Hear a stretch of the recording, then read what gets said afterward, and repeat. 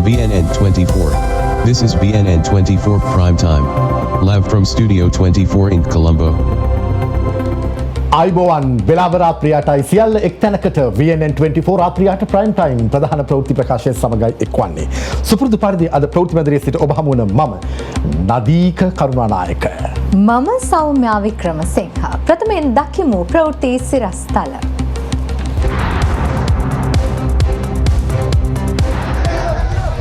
කන්ද කාඩු කඳපුරේ රැඳවියකු මෙය යාමත් සමග උණුසුම්කාරී තත්ත්වයක්. රැඳවියන් 500ක් කඳපුරෙන් පලායයි.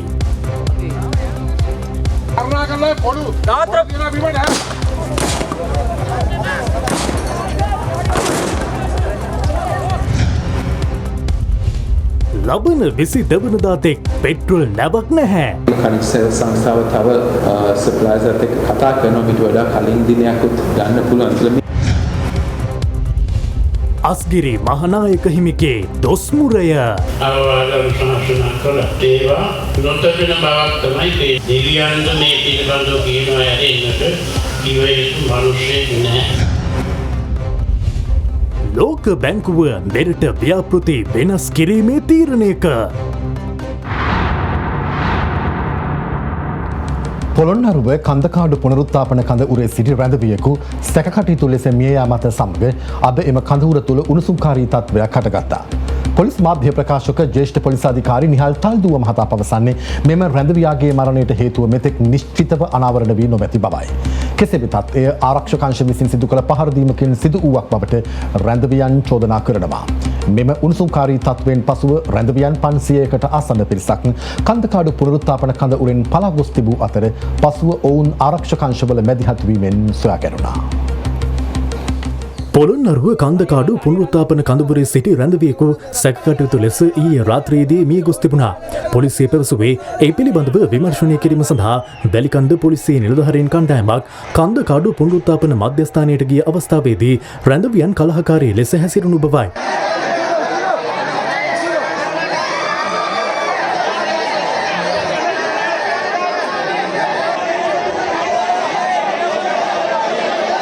රැඳවියන් කලහකාරී ලෙස හැසිරීම හේතුවෙන් කඳවුරේ දේපළවලටද හානි සිදුව තිබුණා. මේ අතර ගැටුම අතරවාරේ එම කඳවුරේ සිටි රැඳවියන් 998 දෙනාගෙන් 447 දෙනෙක් පලා ගොස් තිබුණා.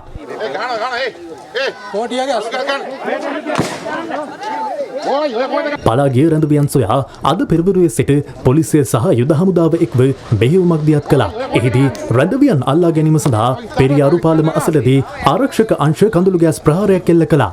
මේ කරුණාකරලා පොළු දාත්‍ර පිනා බිමට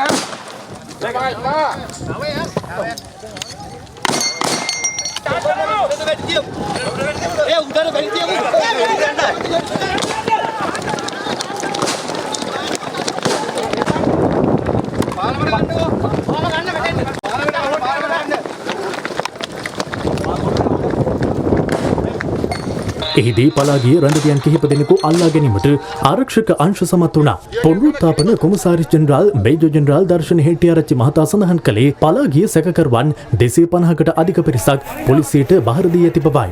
තවත් රැඳවියන් පුනරුත්ථාපන කඳවුරට පැමිණෙමින් සිටින බවද ඔහු සඳහන් කළා. අපි ඒක ඇතුළට ආය මේකලා අපි කරකවන්නේ කොයිද හදන්නේ? මේක ඇතුළට ආය අපි යවුවොත් අපි මීටරට අපන්දයක් කරලා එන්නේ. ඊරා කොල්ලෙකුට ගහලා මැරුවා. ඊරා එකට ගහලා කොල්ලෙකුට ගහලා මැරුවා. ගැහුවා කොල්ලන් මැරුවා. හෑන්ඩ් කප් දාලා ඌවා යන්න ගහනවා මම වඩ ගියා. නාගාරි අටයි දායරි. මේ බදුලේ උඹන්න ටික දෙනවා. මේ ගේමිලා මැරෙන්න දෙන්නේ අපිට ඇවිල්ලා. එයා දෙක තුන වෙනකන් නිදිය ගන්න දෙන්නේ නැහැ. මානසික ලෙස අපිට මාර දෙන්න උන් ඇවිල්ලා. කොයි හරි බන්ධනා කරලා යන්න ලොකුසේ. අරින්න පොත් නෑ දැන් බස් එකට නැග්ගා. කෑම කෑවා. උසාවියට ගියා. බන්ධනා ගන්නට යගුවා. ඔයගොල්ලන් අවශ්‍ය බන්ධනා ගන්න යනවා.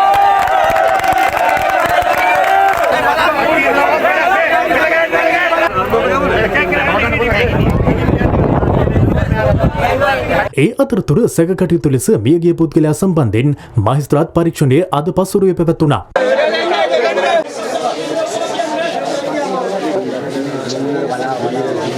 එම පරීක්ෂණයෙන් අනතුරුව සිරුර මරණ පරීක්ෂණය සඳහා රැගෙන යාමට නියමිත වුවත් රැඳවියන් ඊට අවස්ථාව ලබා දුන්නේ නැහැ.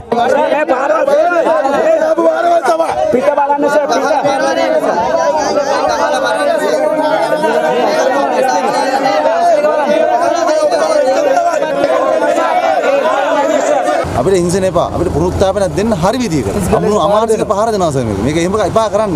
දැන් ඒ වගේ තීරණයක් තමයි අද ප්‍රතිඵලයක් තමයි උනේ. මේ අහිංසකගේ ජීවිතේ නැතුනේ. ඒ සර්ට මේ මාසෙ තුල ජීවිත 3-4ක් නෑ සර්. එක්කෙනෙක් කිඹුලෙක් කාලේ මැරුණා කිව්වා. තව එක්කෙනෙක් අතුරු දාන්න කිව්වා. තව එක්කෙනෙක් ගියා ආගියටත් නෑ කිව්වා සර්. අද එක්කෙනෙක්ව ගහලා මරලා. ඒ වගේ තත්ත්වයක් තමයි මේ කඳවුර ඇතුලේ තියෙන්නේ. ඔවුන් විසින් එම සිරුර පොළොන්නරුව රෝහල වෙත රැගෙන යාමට පියවර ගත්තා.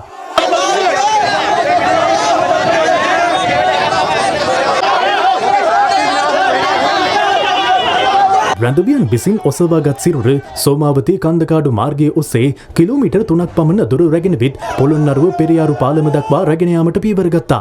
එහෙත් ආරක්ෂක අංශ සහ කැරලි මර්දන ඒකක පෙරියාරු පාරම අසලදී ඔවුන්ගේ ගමන අර්බිර කළා. ඔබ විසින් රැගෙන යන්නට මම මොකද පොලිසිය විසින් බාර්දන ලෙසට දැනුම් කන්දකාඩු පුනරුත්ථාපන කඳවුරේ සිටි රැඳවියන් කිහිප දෙනෙකු මේ පුවත් මීට පෙරද වාර්තා වුණා.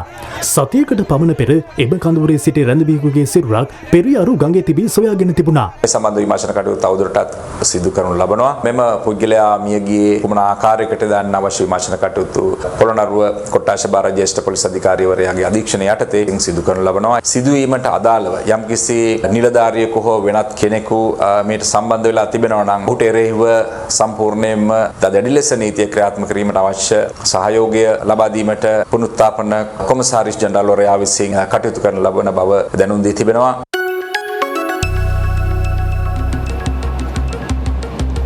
ලබන 22 වෙනිදා වනතෙක් මෙරටට පෙට්‍රල් නැවක් පැමිණීම පිළිබඳව විශ්වාසය තැබිය නොහැකි බව හිටපු අමාත්‍ය සාගල රත්නායක මහතා පවසනවා. අද අගමැතිවරයාගේ ප්‍රධානත්වයෙන් මාධ්‍ය ආයතන ප්‍රධානීන් සමග පැවති සාකච්ඡාවේදී ඔහු මේ අදහස් පළ කළා. ඉන්ධන ලබා ගැනීම සඳහා ජනතාව දින ගණන් පෝලිම්වල රැඳී සිටින අතරේ අත්‍යවශ්‍ය සේවා සඳහා ඉඩක් ලබා දීම පිළිබඳව බොහෝ ප්‍රදේශවල ජනතාව විරෝධය දක්වනවා. බණ්ඩාරගම පිරවුම්හලකට දින ගණනකට පසු ඉන්ධන ලැබුණු අතර එම ඉන්ධනහල වෙත ඉන්ධන ලබා ගැනීම සඳහා පැමිණි පොලිස් නිලධාරීන්ට ජනතාව සිය විරෝධය පළ කළා.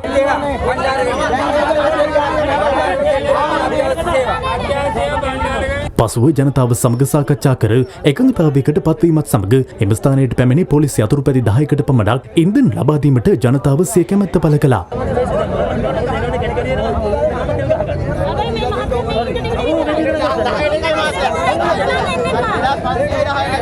ගාල්ල අම්බලන්ගොඩ ප්‍රදේශයේ ඉන්ධන පිරවුම්හලක අද උණුසුම් තත්ත්වයක් ඇති වුණා. එයට හේතුව ටෝකන් ලබා දීමට ජනතාව විරෝධය පළ කිරීමයි. ඔවුන් පැවසුවේ ටෝකන් ලබා දීමේදී ඔවුන්ට අසාධාරණයක් වන බවයි. ආපු පිළිවෙලට දෙන්න. පොලිමේ ඉතරයි කතාව. අපිට ටෝකන් ඕනේ නැහැ. මම කියන්නේ ඉන්න විදිහට පොලිමේ ඉඳලා ගහ බලන්න. පොලිමේ කාටත් දෙකයි. දීපු විදිහට තෙල් දෙන්න පොලිමේ. ඉදමරලා දෙන පොලිමේ ඉඳලා ගැව්වා මේ රැද්දේ. දින දෙකකට පසුව කළුතර නගරයේ පිහිටි IOC ඉන්ධන පිරවුම්හලට ඉන්ධන තොග ලැබී තිබුණු අතර අත්‍යවශ්‍ය සේවා සඳහා ඉන්ධන ලබා දීමට ප්‍රමුඛතාවය ලබා දුන්නා. ඒ අනුව රාත්‍රී 7:30 පමණ වන විට ඉන්ධන අවසන් බව පැවසූ ඉන්ධනහලේ කාර්ය මණ්ඩලය ඉන්ධනහල බසා දැමීමට ගිය අවස්ථාවේ එම ස්ථානයේ උණුසුම්කාරී තත්ත්වයක් ඇති වුණා.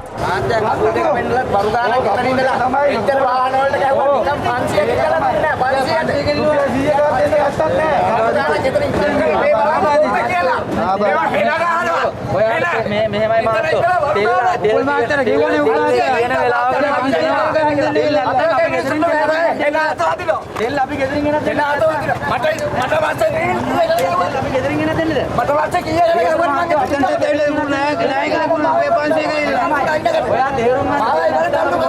මේ අතර දඹුල්ල ප්‍රදේශයේ ඉන්ධන පිරවුම්හල් වලද අත්‍යවශ්‍ය සේවා සඳහා ඉන්ධන නිකුත් කිරීම සිදු වුණා.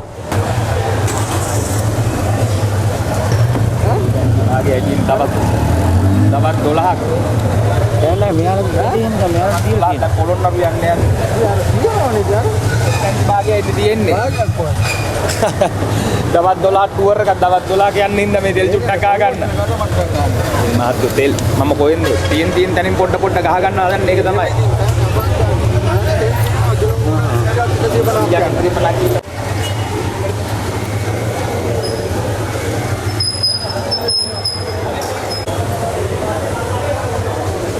මේ අතර ගෑස් ලබා ගැනීමේ අරමුණින්ද 25 වන දිනටත් ගාල්ල ප්‍රදේශයේ ජනතාව පෝලිම්වල රැඳී සිටිනවා.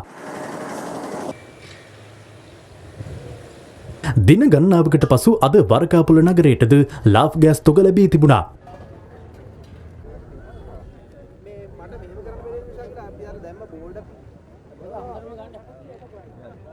මෙරටට ඉන්ධන සහ ගෑස් සැපයීමක් ලබා ගැනීමේ අරමුණින් විදුලි බල හා බලශක්ති අමාත්‍යවරයා කටාර් සංවර්ධන අරමුදලේ නියෝජ්‍ය අධ්‍යක්ෂ ජෙනරාල්වරයා මුණ ගැසී තිබෙනවා. සේට විටගෙනුමේ සටහනක් තබමින් අමාත්‍ය කංචන විජේසේකර මහතා සඳහන් කළේ පෙට්‍රෝලියම් සහ ගෑස් සැපයීම සඳහා ලබා දිය හැකි ණය පහසුකම් පිළිබඳව එහිදී සාකච්ඡා කළ බවයි. ජාත්‍යන්තර මූල්‍ය අරමුදලේ වැඩසටහනට සහාය වෙමින් ණය පහසුකමක් සඳහා වන ඉල්ලීම සලකා බලන බවත් එහිදී අධ්‍යක්ෂ ජෙනරාල්වරයා සඳහන් කළ බව අමාත්‍යවරයා වැඩිදුරටත් සඳහන් කර තිබෙනවා.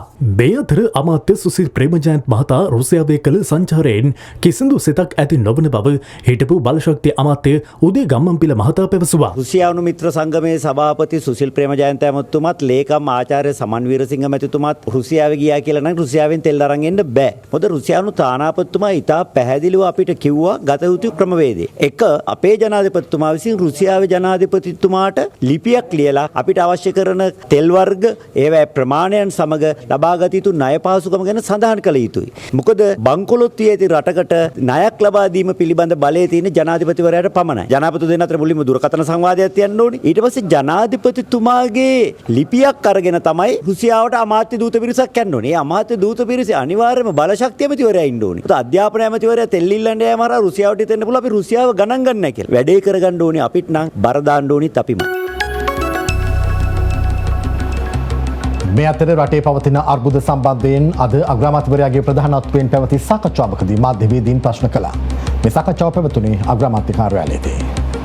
අද තියෙන්නේ අමාරුම තත්වයක්. මං හිතන්නේ අපි මීට ඉස්සෙල් එක කාලෙකවත් ලංකා ඉතිහාසයේ මෙහෙම එක නවීන ඉතිහාසයට මුහුණ දීලා තියෙනවා කියලා. අපි මෙතනින් ගොඩ එන්න තියෙනවා. ඒත් අපි ගොඩ එන්න තියෙන්නේ අපේ උත්සාහයෙන්. අනික් අයට යුතුයකමක් නැහැ අපිව ගොඩ ගන්න.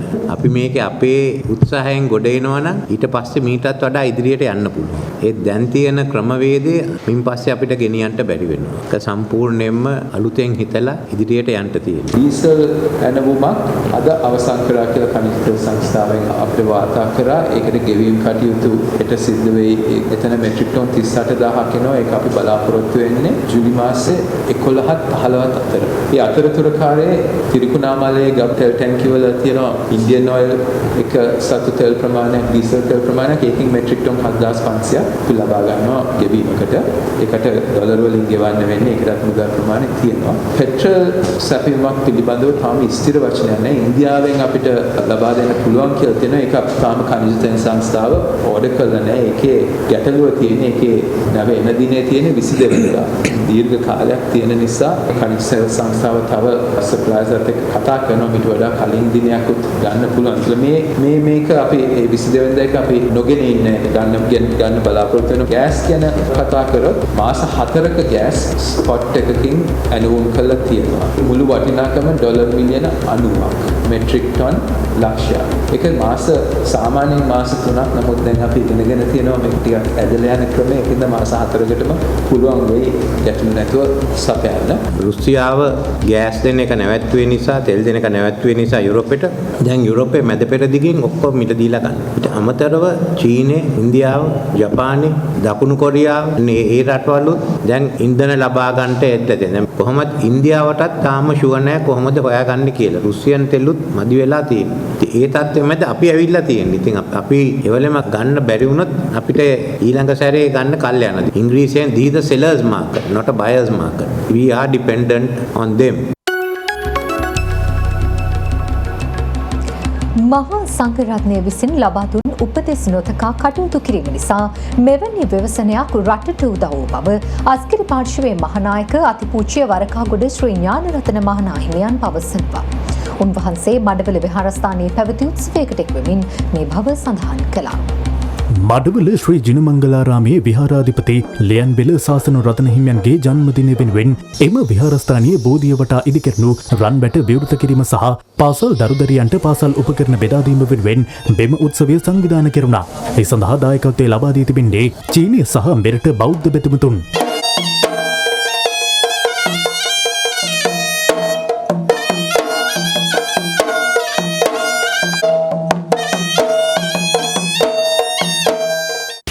දරුවෝ පවා දන්නවා අද රටට වෙලා තියෙන විපත්. ඒකට හේතුව මොකක්ද කියන එකත් දන්නවා. ඒවා ගැන අපි කනගාටු වෙනවා නිසා කළ යුතු දෙයක් නෑ.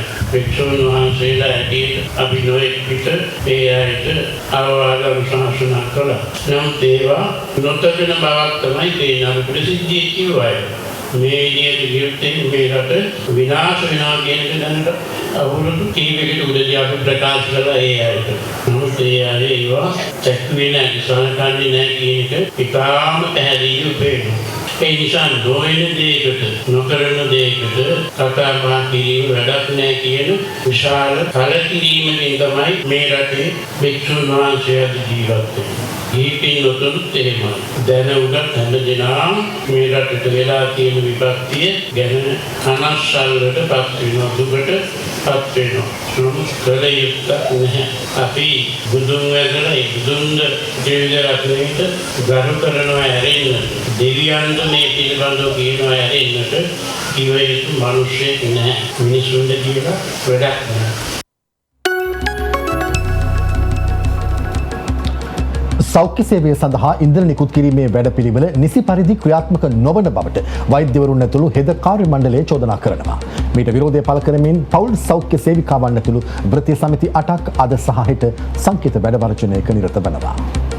සෞඛ්‍ය සේවකින්ට ඉන්ධන නිකුත් කිරීමේදී ප්‍රමුඛතාවය ලබා දෙන ලෙසට බලශක්ති අමාත්‍යාංශය විසින් බේට පෙර දැනුම් දී තිබුණා. නමුත් ඉන්ධනහල් අසලදී ඔවුන්ට එවැනි ප්‍රමුඛතාවයක් නිසි පරිදි හිමිවන්නේ නැහැ. සෞඛ්‍ය කාර්ය මණ්ඩලයට ඇතැම් ඉන්ධනහල් වලින් ඉන්ධන නිකුත් කරන ලෙසට දැනුම් දී තිබුණත් ඒවාගෙන් ඉන්ධන නිකුත් නොකරන බවටත් චෝදනා එල්ලවනවා. සීදුව විජය කුමාරතුංග රෝහල අසල IOC ඉන්ධනහලක් තිබෙන නමුත් ඉන් ඔවුන්ට ඉන්ධන ලබා නොදෙන බවට රෝහලේ වෛද්‍යවරුන් ඇතුළු කාර්ය මණ්ඩලය චෝදනා නගනවා.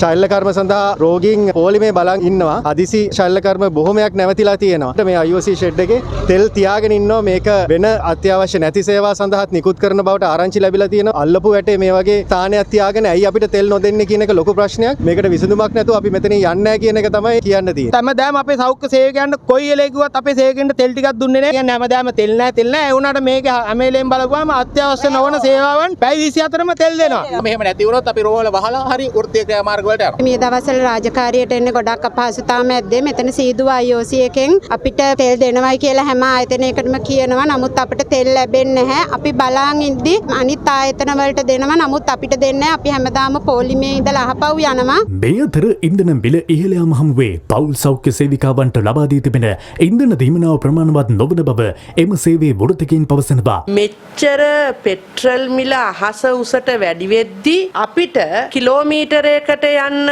දෙන මුදල රුපියල් 2 නම් මේ විදිහට කොහොමද අපි සේවාව සපයන්නේ? පසුගිය දින කීපය තුල ගෘහ ප්‍රසූතීන් වාර්තා වෙන විට ශනිකව ඒ ස්ථානයට ගියේ පවුල් සෞඛ්‍ය සේවා නිලධාරිනිය. ඒ අම්මා සහ දරුවා ජීවිත දෙක ආරක්ෂා කරන්නේ පවුල් සෞඛ්‍ය සේවා නිලධාරිනිය. රෑද දවල්ද නැතුව තමන්ගේ සේවාව සපයනවා නම් ඉන්ධන දීමනාවක්, ප්‍රවාහන දීමනාවක් ඔවුන්ට ගෙවන සැතපුම් කුලියට සාධාරණ ඉෂ්ට කරන්නේ නැත්නම් සිද්ධ වෙනවා. අද දිනේදී මේ ආරම්භ කරන වෘත්තීය සමිති ක්‍රියාමාර්ගයේ ඉදිරියට ගෙනියන්න. මේ අතර සෞඛ්‍ය සේවාව අකණ්ඩව පවත්වාගෙන යාමට ඉන්ධන ලබා දෙන ලෙස බල කරමින් සෞඛ්‍ය සේවා වෘත්තීය සමිති එකමුතුව අද කොළඹ ජාතික රෝහල අසලින් විරෝධතා පාගමනක් ආරම්භ කළා.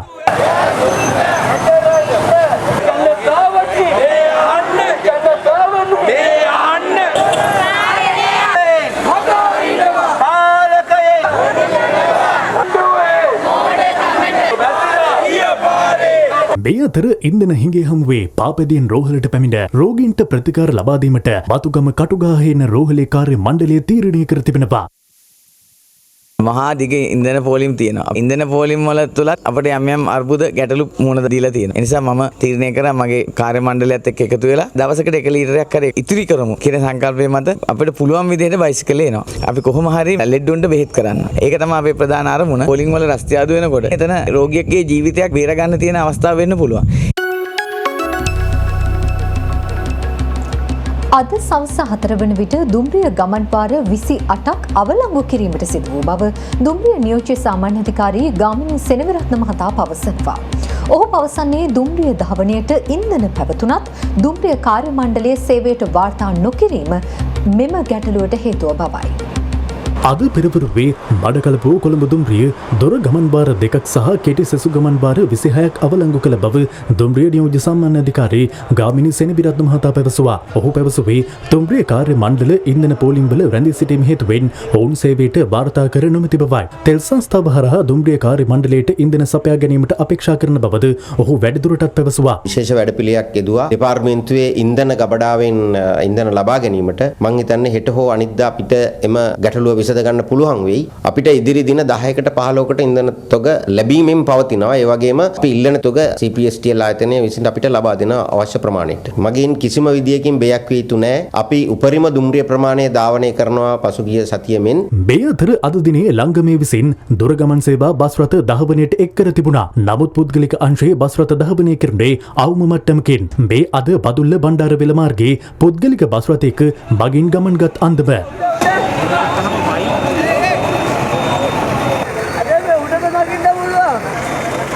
පිටිපස්සේදී වාහනේ යන්න පුළුවන් නේ. අර ඉන්නේ මම නැගලා උඩට වාඩි වෙලා බලලා. මේ අතර ආර්ථික මධ්‍යස්ථාන වෙත ගොවීන් ගෙන එන එළවලු මිලට ගැනීමට වෙළඳුන් නොපැමිණීම හේතුවෙන් එළවලු මිල පහත වැටී තිබෙනවා.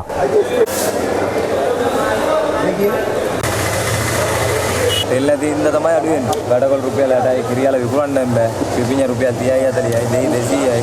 බඩු 300 ප්‍රමාණය වෙළඳෙන්න මදි වෙළඳ එන්නේ නැහැ. ඒත් මාත්‍රුත් 270 ඉඳන් දැන් බහලා තියෙනවා 180 90 200 වෙනකම්. ඒ විකුණන්නත් බෑ මොකෙක්වත් නැහැ. තෙල් කරපු කරුම. රුපියල් 60යි 70යි. බඩකොළු නිකන් දුන්නා වගේ දෙන්නේ. තත්කාලේ 400 තිබිච්ච එකේ රුපියල් 170යි. පොඩි 600 තිබ්බ අද 200යි. අද 200යි. ඒක ගන්න කවුරුත් නැහැ.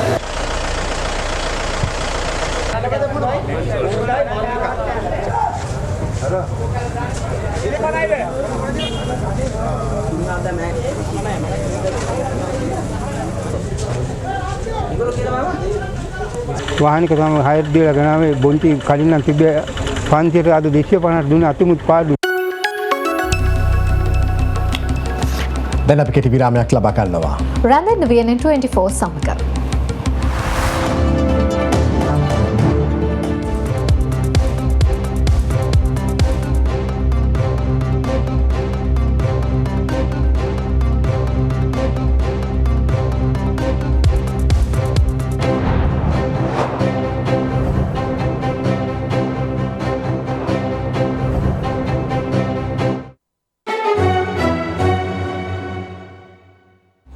ඔබ නැවතත් VNN 24 සමග.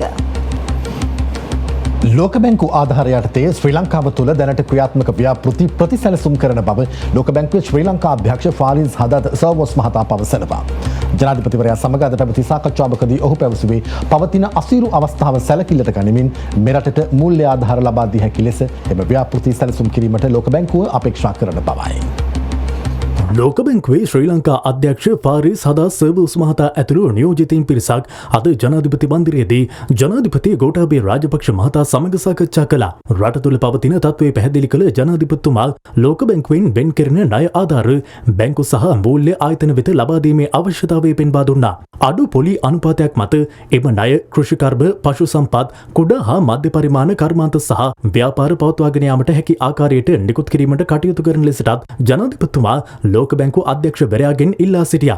ඊට ප්‍රතිචාර දැක්වූ ලෝක බැංකු නියෝජිතයින් පැවසුවේ ගෘහස්ත ගෑස් සහ පොහොර සඳහා අවශ්‍ය ආධාර මුදල් වෙන් කිරීමට මේ වන විටත් ලෝක බැංකුව තීරණය කර ඇති බවයි. ජාත්‍යන්තර මූල්‍ය අරමුදල සමග එකඟතාවයකට පැමිණීමෙන් පසු ලෝක බැංකුවේ සහාය තවදුරටත් ලබා දීමට අපේක්ෂා කරන බවද ලෝක බැංකුවේ ශ්‍රී ලංකා අධ්‍යක්ෂ ෆාරිස් හදා සර්වොස් මහතා මෙහිදී පැවසුවා.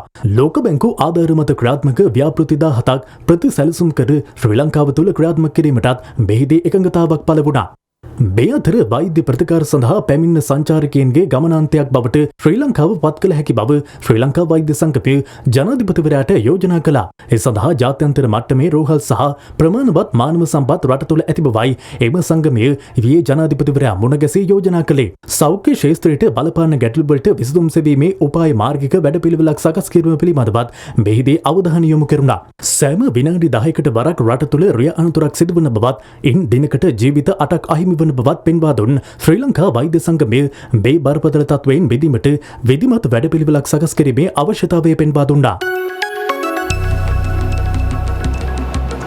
එක රටක් එක නීතියක් සඳහා වූ ජනාධිපති කාර්යසාධක බලකායේ වාර්තාව අද ජනාධිපති ගෝඨාභය රාජපක්ෂ මහතාට බාර දෙනු ලැබුවා.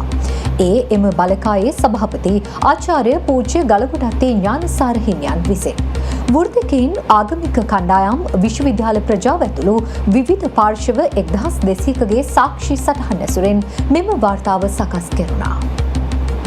සැමට සමාන වූ නීතියක් ක්‍රියාත්මක කිරීම සම්බන්ධයෙන් විවිධ පාර්ශවයන් දරන අදහස් සහ මතවාද සැලකිල්ලටගෙන මෙරටට ගැලපෙන සංකල්පමය රාමුවක් සකස් කිරීම සඳහායි එක රටක් එක නීතියක් සඳහා වූ ජනාධිපති කාර්යසාධක බලකාය පිහිටවනු ලැබුවේ. ඉකුත් වසරේ ඔක්තෝබර් 26 සහ නොවැම්බර් 6 දින අතිවිශේෂ ගැසට් නිවේදන මගින් ජනාධිපති කාර්යසාධක බලකාය පිහිටවනු ලැබූ අතර එහි සභාපති ලෙස පූජ්‍ය ගලගොඩ අත්තේ ඥානසාර හිමිත්, සිසු සමාජිකයන් ලෙස විශ්වවිද්‍යාල ආචාර්ය මහාචාර්යවරුන්, නීතිඥවරුන් ඇතුළු 10 දෙනෙකුගෙන් සමන්විත මණ්ඩලයකුත් පත් කෙරුණා. මෙම බලකායේ ලේකම් ලෙස කටයුතු කරනු ලැබුවේ ජනාධිපති ජ්‍යෙෂ්ඨ සහකාර ලේකම් ජීවන්ති සේනානායක මැනවියයි. ඔවුන් සමාජයේ විවිධ පාර්ශව 1200කටත් අධික පිරිසකකින් සටහන් කරගත් සාක්ෂි මෙම වාර්තාව සකස් කිරීමට භාවිතා කර තිබෙනවා. ඒ ඇසුරින් නිර්දේශ 43ක් සකස් කර ඇති අතර පරිච්ඡේද 8කින් සහ ඇම්මනුම් 2කින් සම්බන්විත වාර්තාවක් ලෙසට අද ජනාධිපතිවරයාට බාර දුන්නා. අනතුරුව මෙම වාර්තාව කැබිනට් මණ්ඩලයට සහ පාර්ලිමේන්තුවට ඉදිරිපත් කිරීමට නියමිත බව ජනාධිපති මාධ්‍ය ඒකකය පැවසුවා. මොරටුව කටුමැද්ද ප්‍රදේශයේදී අද පෙරවරුවේ සිදු වූ වෙඩි තැබීමකින් පුද්ගලයන් දෙදෙනෙකු ජීවිතක්ෂයට පත් වුණා. වෙඩි තැබීම සිදු කළේ යතුරු පැදියකින් පැමිණි දෙදෙනෙක්. මොරටුව කටුබැද්ද බණ්ඩාරනායක මාවත ඇවිදින මන්තීරුව ඉදිරිපිට නවතා තිබූ කුඩා වෑන් රථයක සිටි පුද්ගලයන් දෙදෙනෙකුට යතුරු පැදියකින් පැමිණි දෙදෙනෙකු බෙම වෙඩි තැබීම සිදු කරන අන්දම ආරක්ෂිත කැමරාවක සටහන් වී තිබුණා. මෙලෙස ඝාතනයට ලක්ව ඇත්තේ පානදුර පිණ්ඩවත්ත දුම්රියපල පාර පදිංචි YMH නිලන්ත කුමාර සිල්වා නොහොත් ඔක්කුවා යන පුද්ගලයා සහ පානදුර කළුදෑවල හේන්වත්ත පදිංචි සමුද්‍ර මොහොමඩ් සම්පාඩ් නැමැති දෙදෙනායි. මොරටුව පොලිසිය පවසන්නේ මේ ගිය ඔක්කුවා නැමැති පුද්ගලයා වසර 14ක් සිරදඬුවම් විද ඉකුත් මාර්තු මාසයේ නිදහස ලබා පැමිණි පුද්ගලයෙක් බවයි. ඝාතනයට ලක් වූ අනෙක් පුද්ගලයා රත්රන් ව්‍යාපාරයක් කරන පුද්ගලයෙකු බව පැවසෙනවා. මහා පරිමාණ මද්‍රව්‍ය ජාවාරම්කරුවෙකු වන විදේශ රටක සැඟව සිටින පානදුර කුඩු සලිඳු නැමැත්තා සමග තිබෙන ආරවුලක් මුල් කරගැනීමෙන් මෙම ඝාතනය සිදු කරන්නට ඇති බවටත් පොලිසිය සැක කරනවා. මේ සම්බන්ධව මොරටුව මුලස්ථාන පොලිසිය විමර්ශන ආරම්භ කරනු ලැබුවා. සැකකරුවන් අත්අඩංගුවට ගැනීම සඳහා ගල්කිස්ස කොට්ටාශ භාර ජ්‍යෙෂ්ඨ පොලිස් අධිකාරිවරයාගේ අධීක්ෂණය යටතේ නිලධාරීන් කණ්ඩායම් 6ක් යොදවා මේ වන විට ක්‍රියාත්මක වෙනවා. මෙහියුම් දැන් අපි තවත් විරාමයක් ලබා ගන්නවා. තවත් තොරතුරු දකින්න රැඳෙන VNN24 සමග.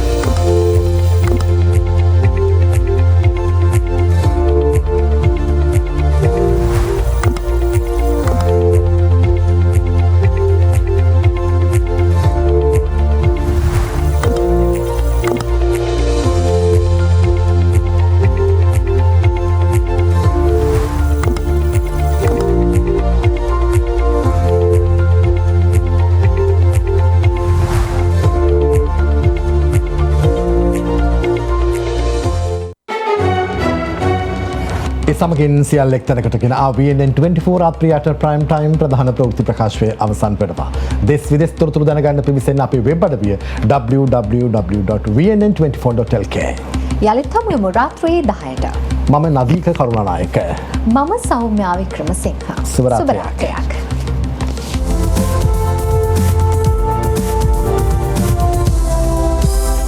From VNN24. This is VNN24 Prime Time. Live from Studio 24 in Colombo.